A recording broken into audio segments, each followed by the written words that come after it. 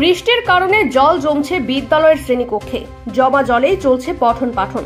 তাছাড়া বিদ্যালয়ে আসার রাস্তাতেও জল জমার কারণে রীতিমতো অসুবিধার মুখে পড়তে হচ্ছে বিদ্যালয়ের শিক্ষক শিক্ষিকা সহ ছাত্রছাত্রীদের।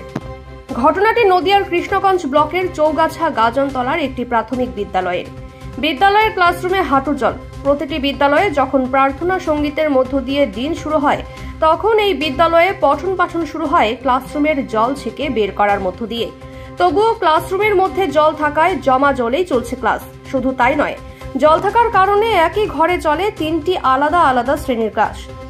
এই ঘটনা একদিনের নয়, দীর্ঘদিন ধরে এই সমস্যার সম্মুখীন বিদ্যালয়ের ছাত্রছাত্রী থেকে শিক্ষক শিক্ষিকারা। বর্ষার কারণে অল্প বৃষ্টিতেই ক্লাসরুমে জল ঢোকায় রীতিমতো অসুবিধার সম্মুখীন হচ্ছে সবাই। তবে শুধু বিদ্যালয়ের শ্রেণীকক্ষেই নয়, বিদ্যালয়ে আসার রাস্তাতেও জল জমার কারণে জল পায়েই বিদ্যালয়ে আসতে হয় ছাত্রছাত্রীদের। এই বিষয়ে বিদ্যালয়ের প্রধান শিক্ষক শুভেন্দু মণ্ডল বলেন, তিনি এই অসুবিধার কথা স্থানীয় বিডি অফিসে বারবার জানিয়েছেন, কিন্তু কোনো সুরাহা হয়নি। বিদ্যালয়ের 10 বছরের টিচার ইনচার্জ সুপ্রিয়া বিশ্বাস জানান, তিনি 10 বছর ধরে জানালেও কোনো সুরাহা হয়নি। বিদ্যালয়ের অন্য এক শিক্ষিকা প্রিয়াঙ্কা খা বলেন, এসআই অফিসেও বারবার জানানো হয়েছে।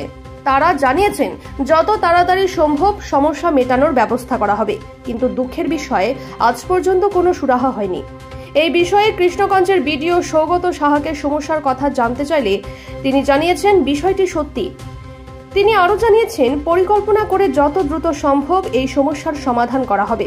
উল্লেখ্য, এই বিদ্যালয়ে যে সমস্ত ছাত্রছাত্রী পড়তে আসে তাদের বেশিরভাগই আদিবাসী সম্প্রদায়ের। বিদ্যালয়ে গেলে দেখা যায় জল যন্ত্রণা সহ্য করেই খুদে খুদে সব পড়ুয়ারা ক্লাস করছে।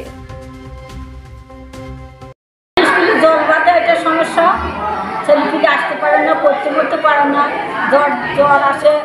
মাস্টারমশাইকে আমি প্রতিদিনই বলি যে মাস্টারমশাই বিডিও অফিসে জানান, এটা খুব অসুবিধাই হচ্ছে, খুব অসুবিধা। অনেক দিনকার স্কুল নিচটা মাটি দিয়ে রাস্তা সব ভরাট হয়ে গেছে, ঘরটা নিচু হয়ে গেছে, স্কুলটা নিচু হয়ে গেছে। কতটা করে জল হয় ওই আর দেখতেই তো পেলেন, এক হাতে করেই জল হয়ে থাকে, 12 মাসই জল থাকে। আপনারা কি চান? আমরা চাই যেন ভালো করে ভাত দুয়ো করে দেয়, ছেলেপিলে ভালো সুস্থ থাকে, সেটাই চাই। বিডিওর কাছে আমরা চাই এটাই যে আমাদের ছেলেপিলে ভালো সুস্থ থাকে।